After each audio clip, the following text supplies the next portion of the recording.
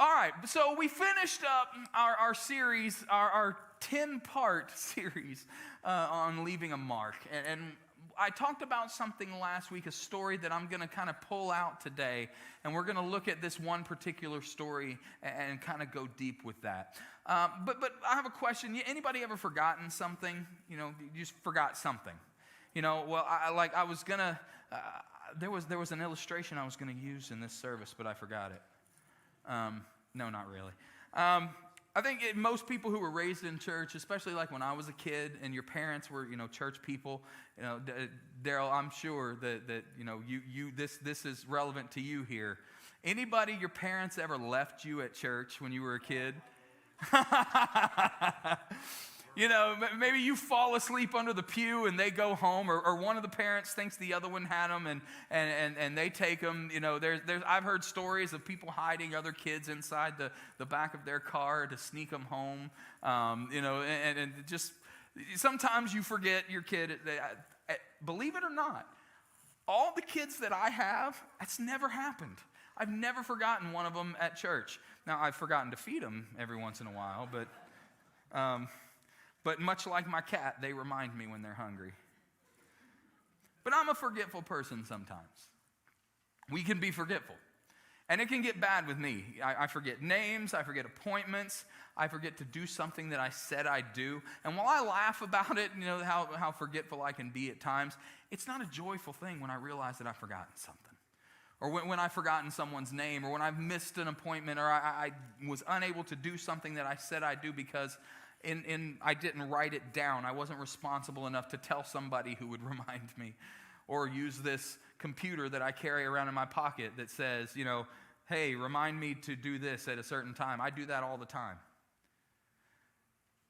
Which is weird that I would forget things, because I have plenty of room in my head for things like the entire dialogue of the Princess Bride movie. I got plenty of room for that up here. I have the Hamilton lyrics up here, the Broadway Hamilton lyrics. I'm going to get a scholarship to King's College.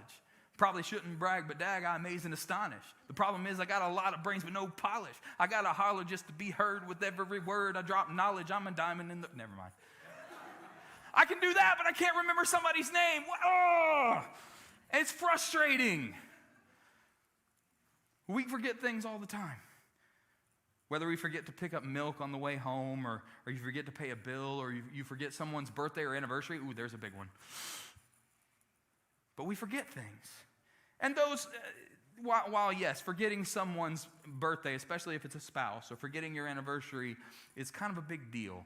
In the big picture, it's a trivial thing.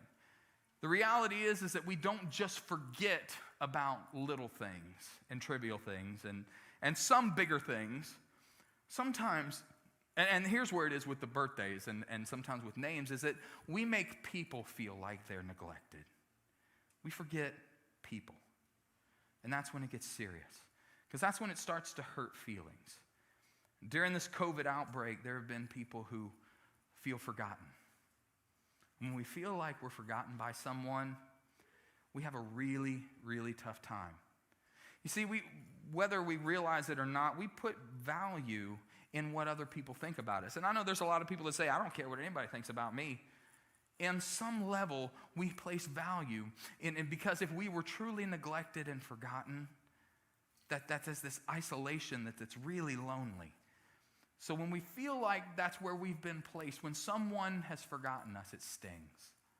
Maybe for some of you, you've been overlooked on the job. You have worked hard. You've done what you can and to get noticed. And maybe you're not doing it specifically to get noticed, but it just kind of stings when you're the one who's working hard.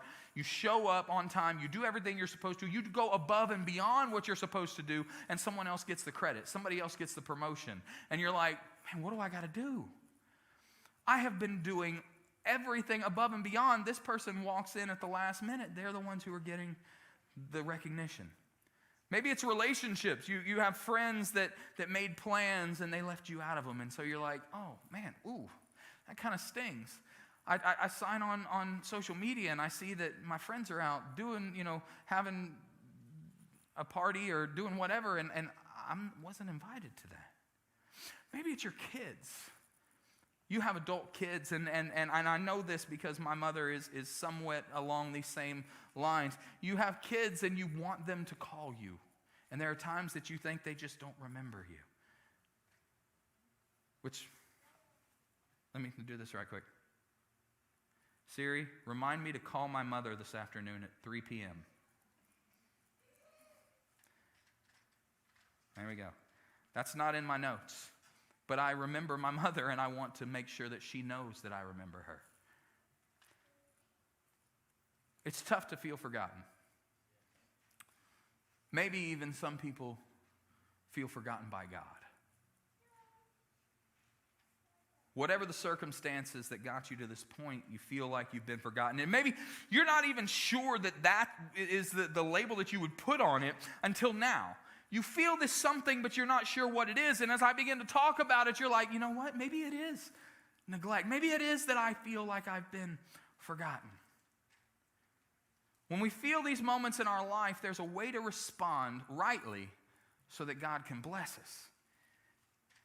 We're going to look in Genesis chapter 37. We're going to go back, like I said, the story that we talked about last week, and I just kind of hit a different nugget in it. But we're going to look through, and I'm going to tell you, I am going through this entire story. It's about 12 chapters in Genesis. So it's going to be like drinking from a fire hose here. I'm about to give you so much information, but we're going to go through. I'm going to give you some backstory. This is Joseph, who is the favored son of Jacob. He's the second youngest of 12 brothers, meaning he had 10 brothers older than him, and they were his half-brothers. He was the firstborn son of Rachel, who was Jacob's favored wife, the one that he wanted to marry. He was tricked into marrying Leah, but Leah was the one who was fertile and gave him all these sons, and then Rachel was able to have a couple of children. She died during childbirth of her second son, and Joseph was the favored son. And you know what? Jacob had no problem letting everybody know that he was his favorite too. He gave him this flashy, expensive coat of many colors that signified that one day Jacob would rule the family, or Joseph would rule the family. It was something that he gave his son that set him apart from the rest. And it was a constant reminder to those 10 older brothers that their father loved him more. Now, we understand sibling rivalry, those who have siblings. I have a great relationship with my sister now. When we were younger, not so much. But now, once she became an adult and I became an adult and we realized that we loved each other more than our idiotic sibling rivalry, it was great. But we never were as rivals as this were. But you can imagine the jealousy that these 10 older brothers felt towards this kid. And on top of that, God begins to give this kid dreams about how everybody's going to bow down to him. And not only that, but then he begins to talk about how mom and dad are going to bow down too. It's not just the she's, another dream. It's like the sun, the moon are going to bow down too. Whoa, hold on. Pump the brakes on that, dreamer boy. So tension is building. So not only is he disrespecting these brothers, he's now disrespecting mom and dad. And you know, let's wait just a second. So Genesis 37, and we are going to just go through this like a buzzsaw, this entire story of Joseph. Then I'm going to circle back around, and we're going to extrapolate some things. Beginning in verse 18, they saw him from afar, and before he came near to them, they conspired against him to kill him. They said to one another, here comes this dreamer. Something to take note of right quick. There's always going to be someone in your life that when God gives you a dream, they tear it down. And it's because, a lot of times it's because God gave it to you and not them. There's some jealousy there because, you know, and especially with the brothers here, because Joseph just seemed to get all the blessings, all the things. Verse 20. Come now, let us kill him and throw him into one of the pits. Then we will say that a fierce animal has devoured him, and we see that what will become of his dreams. But when Reuben heard it, he rescued him out of their hands, saying, let us not take his life. And Reuben said to them, shed no blood. Throw him into this pit here in the wilderness, but do not lay a hand on him, that he might rescue him out of their hand and restore him to his father. So when Joseph came to his brothers, they stripped him of his robe, the robe of many colors that he wore. And they took him and threw him into a pit, The pit was empty. There was no water in it. Now, how messed up is this? This next verse. They took him, they tore off the identity, the robe that he had been given, this coat that signified that he would be the leader of the family, that he was the favorite. They cast him aside. They were just plotting to kill him. So what do? They sat down and had lunch. I'm hungry. Then they sat down to eat. Verse 25. And looking up, they saw a caravan of Ishmaelites coming from Gilead with their camels bearing gum, balm, and myrrh on their way to carry it down to Egypt. Then Judah said to his brothers, what profit is it if we kill our brother and conceal his blood? Come, let us sell him to the Ishmaelites, and let not our hand be upon him, for he is our brother, our own flesh, and his brothers listened to him. Man, he was ready to kill his brother 5 minutes ago, and now he sees a win-win. We can get rid of the dreamer, and we can make some money off of it. Man, that Judah, he's got a future. And you think, man, that's a good idea, not realizing he doesn't even realize that it's God orchestrating what's happening here. 28, then Midianite traders passed by, and they drew up Joseph and lifted him out of the pit and sold him to the Ishmaelites for 20 shekels of silver. They took Joseph to Egypt. When Reuben returned to the pit and saw that Joseph was not in the pit, he tore his clothes and returned to his brothers and said, the boy is gone, and where shall I go? Then they took Joseph's robe and slaughtered a goat and dipped the robe in the blood. And they sent the robe of many colors and brought it to their father and said, this we have found. Please identify whether it is your son's robe or not. And he identified it and said, it is my son's robe. A fierce animal has devoured him. Joseph is without a doubt torn to pieces.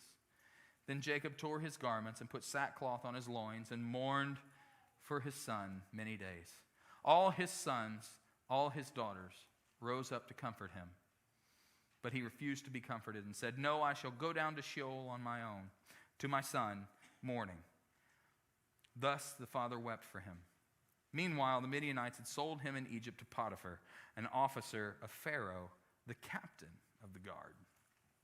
So here we have the story of Joseph, who's really innocent in this story. I mean, he had maybe some pride issues. It doesn't necessarily say that, but from the perspective of the brothers, you can see how they would be jealous of him. So he really did nothing to deserve this. He was just living the life that he had been given. He was the favored son. He didn't ask to be the favored son.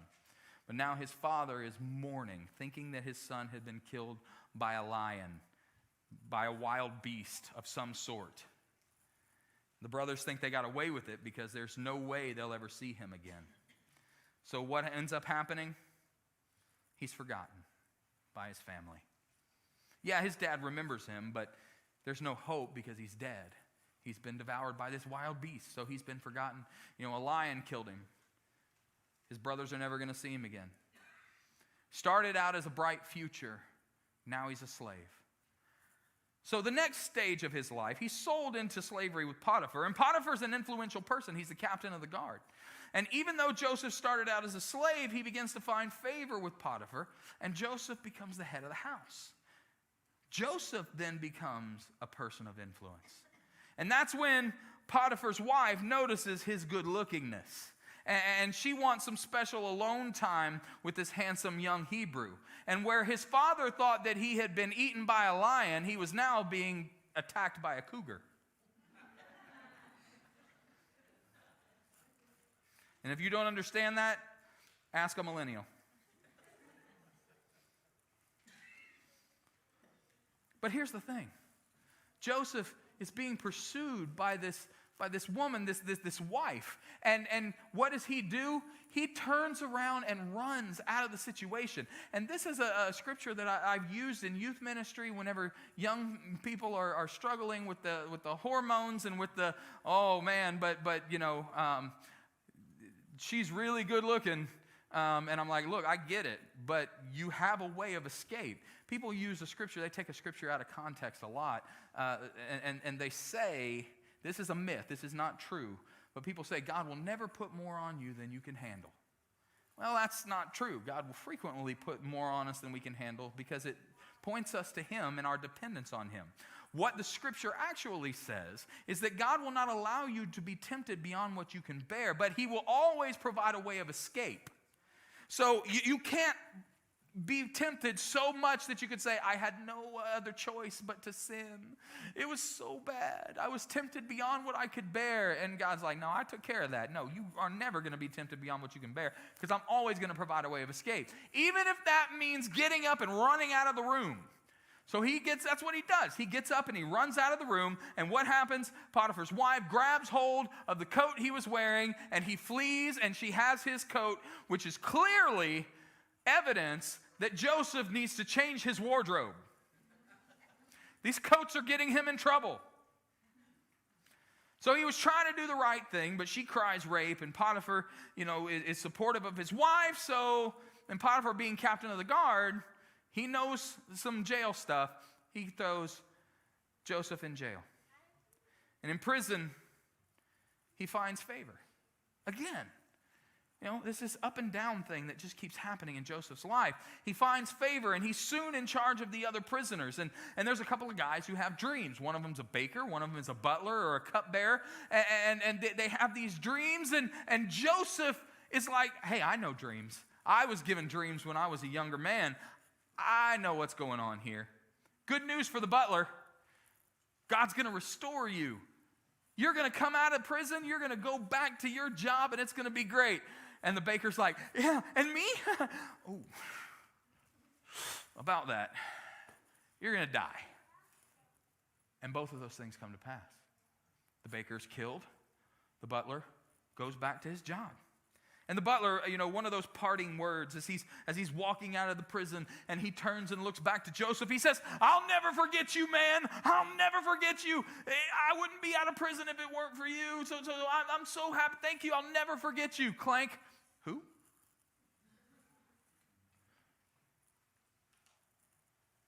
Genesis 40:23 tells us, the chief butler did not remember Joseph, but forgot him. So Joseph had been forgotten by his family, and now Joseph had been forgotten by his friends. I wouldn't call them friends, it was more circumstance, but for the purposes of today, he had been forgotten by his family. They thought he was dead. Now he had been forgotten by the butler. He's off the grid completely. The only other guy other than the cupbearer who could have remembered who he was the baker, and the baker can't remember anything now because, he's super dead. He's forgotten until one day, Pharaoh has a dream that nobody can figure out. And then the butler remembers. It's at that point that the butler, wait a minute, I'm here because someone interpreted a dream. And he remembers Joseph. It was 2 additional years on top of all the other years since Joseph had been torn away from his family. It was 2 more years that he had been forgotten. So now he is remembered. Joseph comes, he interprets the dream, it comes true. It's all about saving the nation. Now, I'm telling you, this is 12 chapters, so we are just kind of skipping along through this. But he tells them the dream. There's going to be 7 years of abundance. Joseph, he advises Pharaoh at this point, put away all of the extra grain. Look, we're gonna do what we can. We're gonna maintain, but this blessing that's happening, it's coming for 7 years. You need to put someone in charge of that so that they can store that away. Because then, when 7 years of famine come, not only will we have enough for us, but we'll have enough for everybody else, and we'll make a killing off of it. And I can see Pharaoh's position in this, because as a pastor, I've been in the same position. When people come to me, oh, pastor, there's this great ministry. We got to do this, and we got to do this, and if we do this, then all this will happen. And I'll be like, that's awesome. Go for it with my blessing. Oh, wait a minute. No. No, that's not me. That you do it. I'm like, no. God put that in your heart. You do it. And that's what Pharaoh does. Joseph interpreted the dream and said, all of this is going to happen. And Pharaoh said, you know what? That's awesome. I love it. Do it. And he makes the guy that runs the program. That elevates him from prison straight to the second most powerful man in the Egyptian empire. He went from being the favored son to being sold into slavery, to being the head of the house, to being cast into prison, to being over the other prisoners, to being forgotten. And now he is being elevated to the most envious job that he could have received. So the famine continues, and families need food. His family ends up coming to Egypt because they hear that Egypt has abundance. They go to see Joseph, and they have no idea who he really is, but now he's in the position to save his family. 12 chapters, lengthy story. We've skipped along to come to this point, so now I'm going to start preaching. We look at the entirety of Joseph's life, and we can see the big picture. We can see where he is at this point. He's in good graces, but all throughout that, he was forgotten by everyone around him in order to get to that point. So a few things that we can see from Joseph's life. The first thing is that God never forgot him. God was with him. All through that, God was with him. And we see that in Genesis 39, verse 2. The Lord was with Joseph, and he was a successful man. The Lord was with him. And then, after he was thrown in prison, verse 21, but the Lord was with Joseph and showed him mercy and gave him favor in the sight of the keeper of the prison. In the middle of this trial, in the good times, the better times, the worst times, God was with him. Even he may have even felt like he was forgotten by God, but he wasn't. If you feel like you've been forgotten by people, or maybe you feel like God has even forgotten about you, understand he has not lost track of you. He has not forsaken you. He has not left you. God is not a forgetful God, except in one case. The only thing God forgets is your sin. The only thing God ever forgets is your sin. He's not going to forget the things that the desires of your heart. He's not going to forget the prayers that you've prayed. He has not forgotten you. He has not forgotten the promises that he has given you. So God was with him. The next thing we see in Joseph's life is that being forgotten allowed God to position him. So God was with him, but because he felt like he had been forgotten, being forgotten allowed God to position him for what was to come. Look at it like this. When Joseph had been forgotten by his family, it had gotten him out of a position where people were trying to kill him. Joseph was sold into slavery, but if he hadn't been, his brothers were already plotting to kill him. And just because they didn't this time didn't mean they weren't going to come back around to that eventually. So he was sold into slavery, and that protected him from murder by his own brothers. It's an unhealthy environment to live with people who want you dead. So God took him out of this terrible situation and put him in one where he could develop his leadership skills. He was sold into slavery is better than, well, he wasn't fearing for his life at this moment. And that developed the leadership skills within him. But here's the thing, man, he was developing skills that he wouldn't use for years down the road. He was developing organizational and leadership skills that would not be put into practice until after his years spent in prison. But he didn't understand that at the time. He just served where he was placed. So then he gets thrown into jail. Is that an upgrade? How was getting thrown into jail good? Guess what God did? Got him out of another dangerous situation that could have ruined him. Look at it like this. If David, say this first incident took place and David resisted the temptation. All right, look, Potiphar's wife, if she's going after the young Hebrew, this good-looking young man, it probably wouldn't have been the last time. And what happened eventually, he might have given in. Joseph might have given in. So then what happens? Say he gives in to the temptation. He sleeps with Potiphar's wife. At that point, he doesn't get the benefit of jail. At that point, he gets killed. He will be executed. So God took him out of that situation and put him in jail to protect him from something else that could have happened, again, that could have ended his life. So he was out of this toxic situation. He was put in jail. Is that an upgrade? But he was able to start interpreting dreams again in prison. And when he was interpreting dreams, that put him back on the map. And while he had been forgotten by others, he was now beginning to be noticed again. And then he's forgotten again when the butler gets out. It's hard, but this is the most important one. 2 years after the butler forgotten him is when he remembered Joseph. What happens if Joseph had been remembered immediately? What happens if the butler's like, I got you, man. As soon as I get out of here, I'm getting you out. He gets out, and he goes and talks to somebody.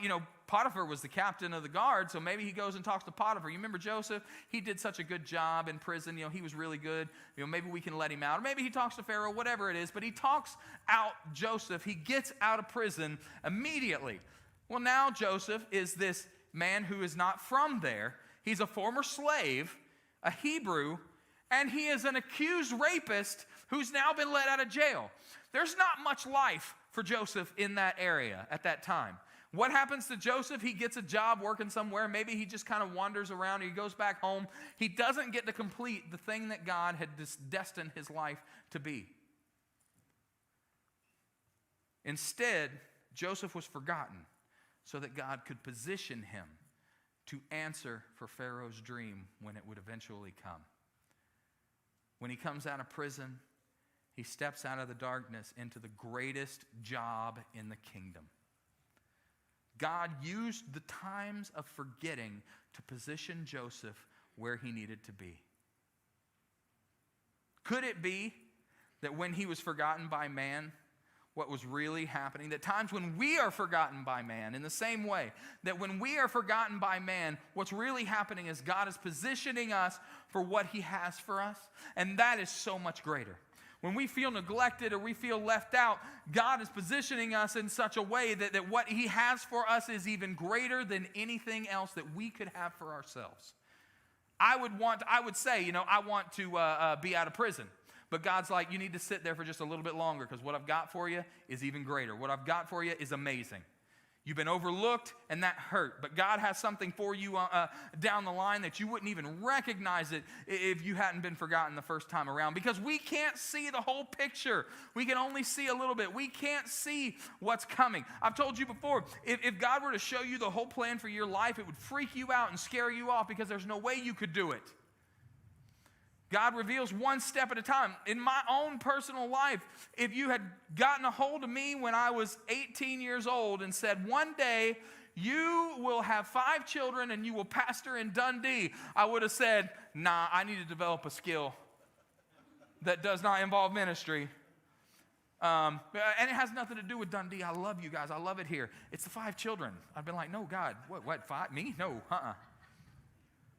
But as I've said multiple times, God expanded the capacity of my heart to be able to love every single one of those children, and I do. And I love you too. But I would not have accepted that calling because I would have looked at it and said, there's no way. And the reality is in my own way, there is no way. I have to let go and have God direct it. So he reveals one thing at a time, and he expects us to obey him one step at a time. It says his word is a lamp unto our feet and a light unto our path. Not a Q-beam that's going to show you 2 miles down the road. Not an LED floodlight that's going to give you all the answers to what's out there.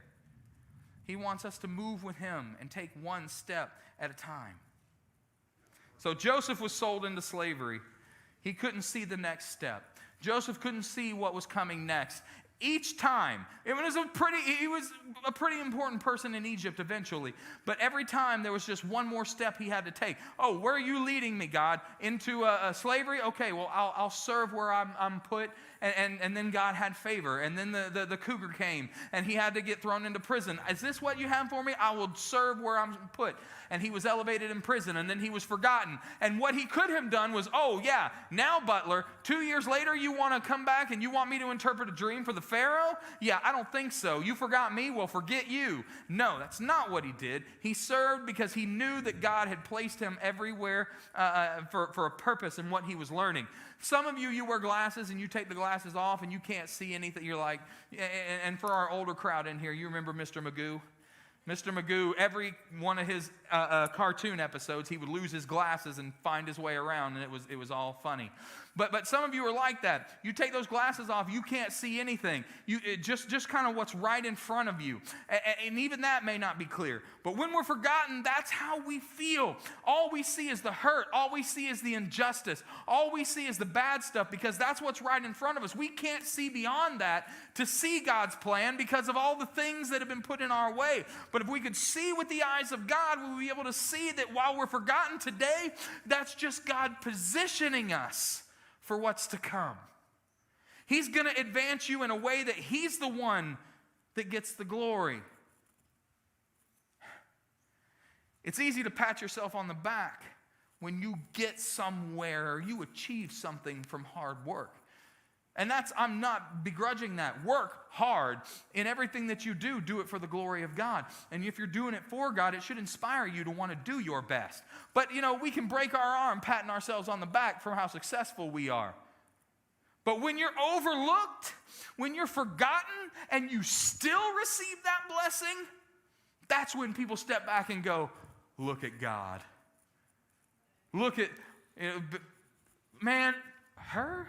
How did she get into that position? How did she get... Look, this one happens to me all the time. I say this. Wait a minute. He married her? She married him? She is way out of his league. Trust me, I know. I'm reminded of it all the time. And I don't mean that derogatorily. I am blessed.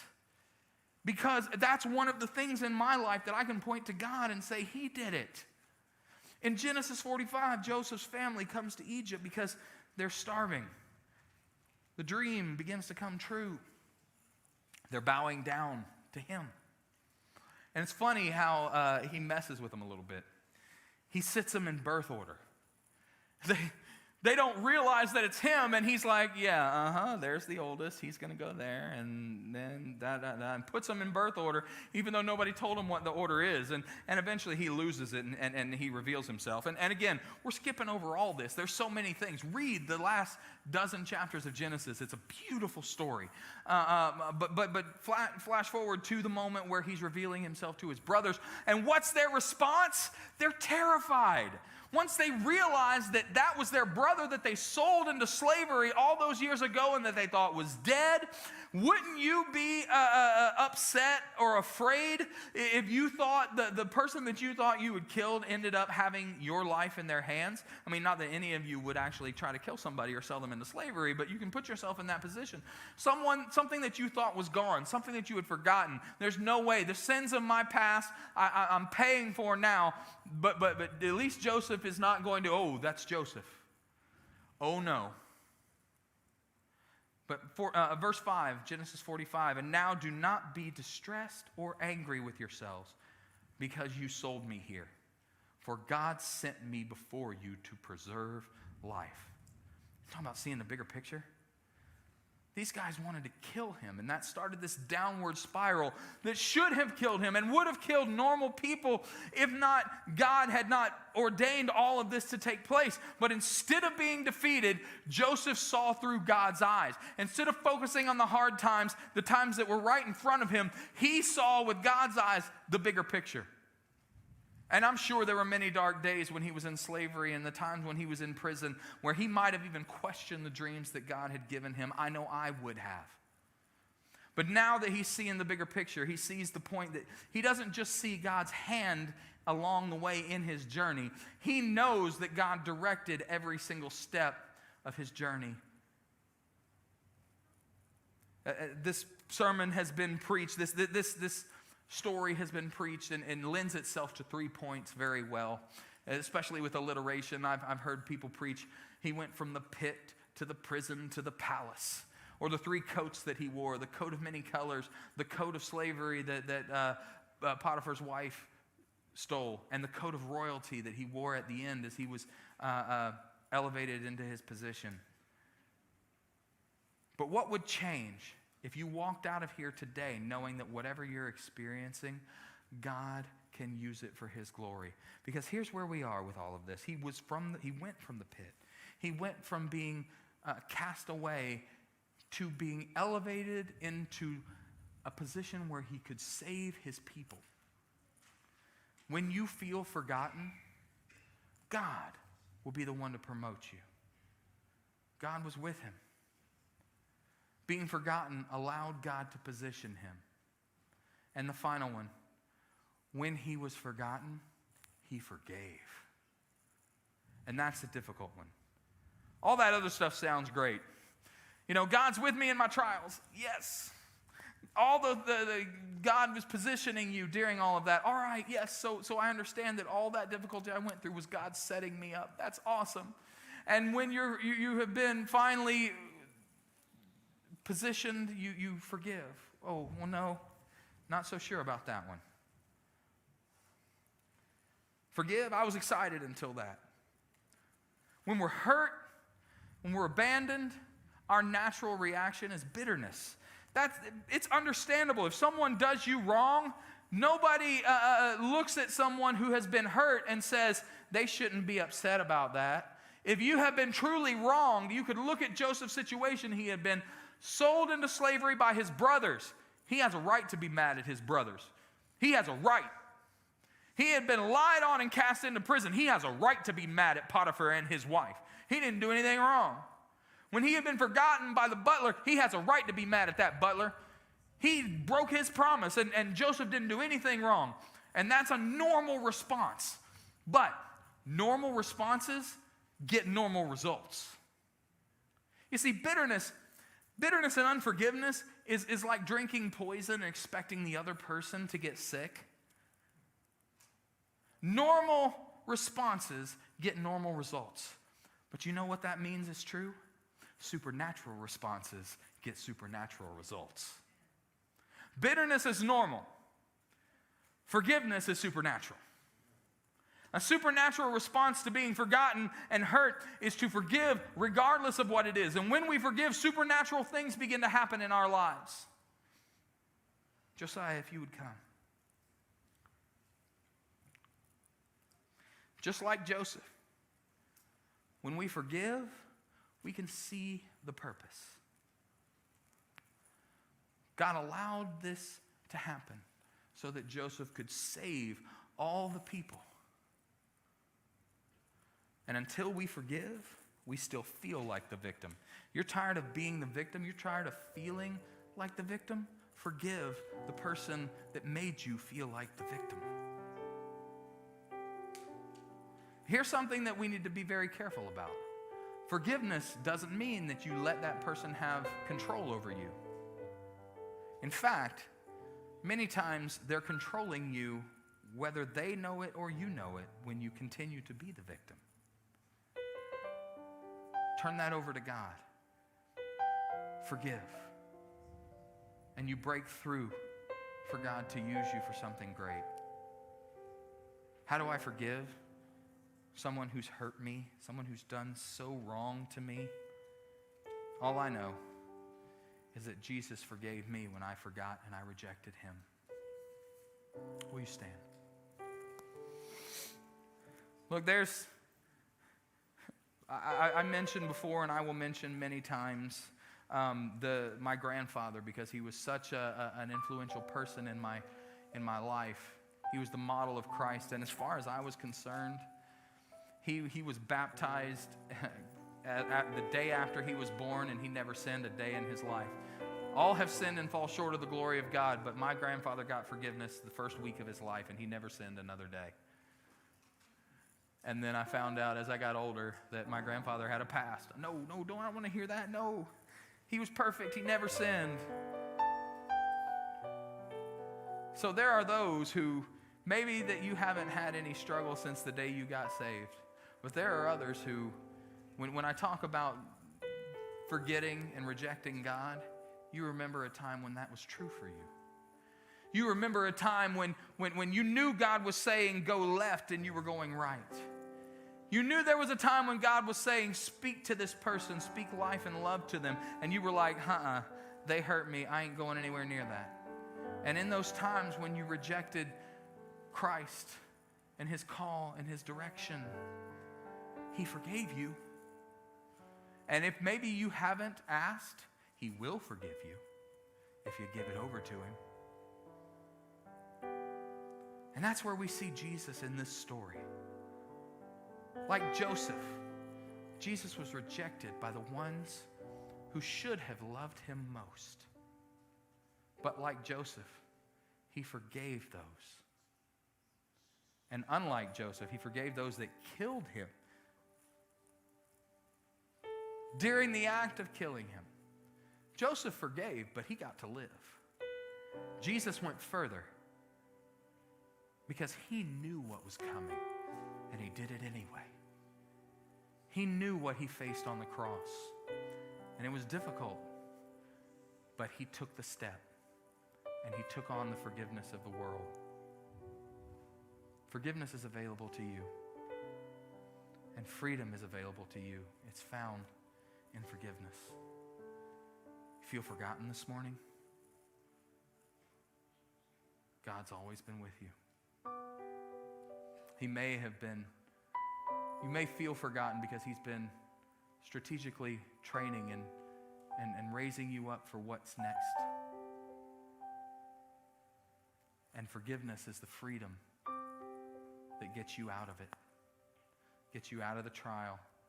It may not remove your circumstance, but it will free you in the middle of your circumstance.